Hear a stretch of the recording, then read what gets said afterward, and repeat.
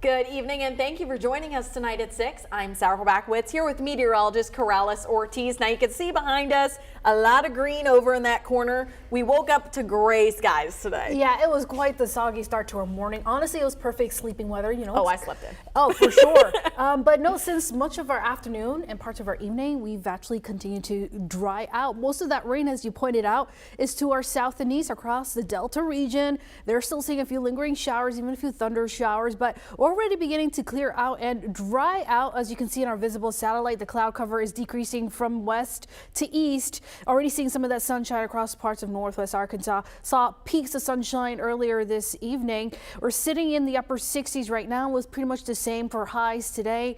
Our evening, we're going to be quickly drying out, or I should say clearing out. As you can see, by at least midnight will be mostly clear and temperatures will be dropping into the low 50s, and that's going to be followed by a much drier, beautiful sun-filled day for your Sunday and for the next several days as well. So I'll have more on that, and also I'll talk more about how much rain we picked up since the beginning of the year. It's been quite a bit. I'll have those numbers coming up. Well, that rain this morning didn't stop the South End neighborhood from their 20th annual neighborhood cleanup. Tonight, THV11's Jalissa Garza introduces us to the person who started it all. The South End of Little Rock is home to many, including Minnie Hatchett. But I reared my children in this neighborhood. I stayed in the neighborhood 32 years. For 2 decades, Minnie has led the South End neighborhood group in cleanup efforts to help take care of the community they love. I decided, I said, I need to give back to this community. I want to stay in this community. This community made my 4 children what they are. The group helps pick up litter around the area and over time has grown to do much more. The first one was a litter project. After 6 years, we took on one of the major projects, and that's we painted a neighbor's home. We came in and we painted her house, and she stayed in it until she was 92. Over time, more people have joined. To keep the South End beautiful and try to bring it back to a really, really normal neighborhood. Saturday, the group celebrating their 20th cleanup despite the rain, and Minnie's leadership recognized by Keep Arkansas Beautiful. It's just incredible the dedication that she has to make a positive impact to her community. Director Colby Jones hopes the success and efforts from this group will inspire more Arkansans to help take care of the natural state. We have to stay diligent to remove litter, keep it from happening in the first place, educating people, because our state is such a beautiful state that we're blessed with, and we want to keep the natural state as natural as possible. And Minnie says there's a lot more in store. We are doing what needs to be done in an area which is needed most. In Little Rock, Jalissa Garza, THV 11 News.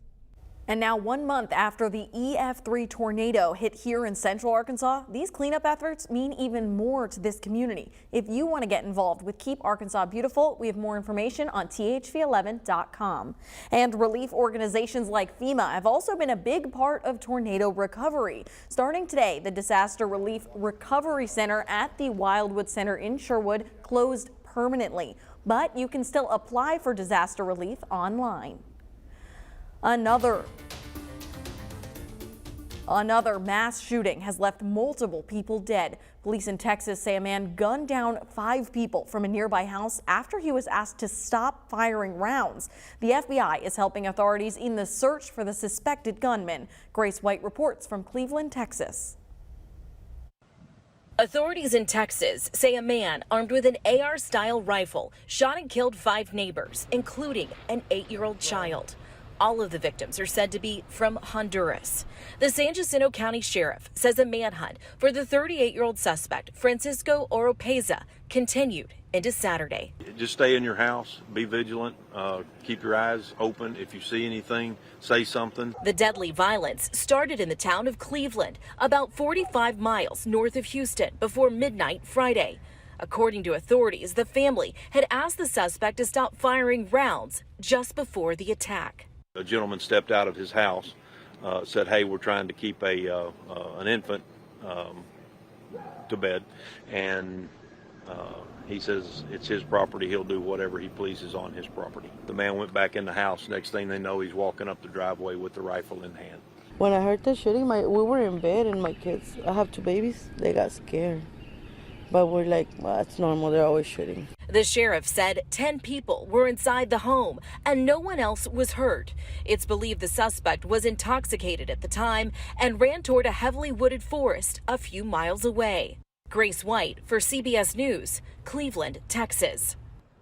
Texas has suffered several mass shootings in recent years, including last year's attack at Robb Elementary School in Uvalde and a racist attack at an El Paso Walmart in 2019.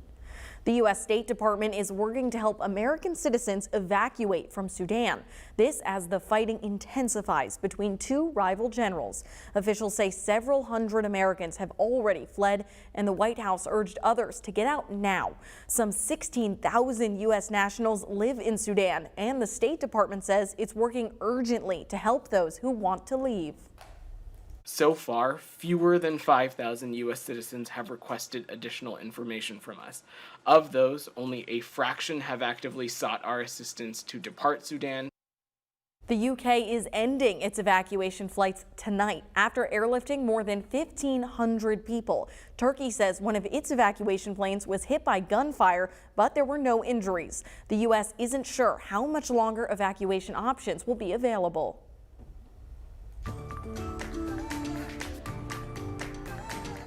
Today, high schoolers across the state were highlighted at the governor's mansion for Scholastic Honors Day. It gave seniors like Lizzie Jester from Centerpoint a chance to look back before graduation. All of the teachers are so genuine and they care for me deeply. Even the ones that I haven't had the past 4 years, they still have stayed with me through high school and check up on me every day, say hey to me in the hallways. I love it so much. Schools submitted 2 of their best students to be a part of this day, and students and their families were all honored, received certificates, and got to meet the governor and first gentleman. Now, 4 years ago, the yearly average tuition for a 4-year college was just over $10,000. Fast forward to today, and that number has nearly tripled, getting close to $30,000 a year.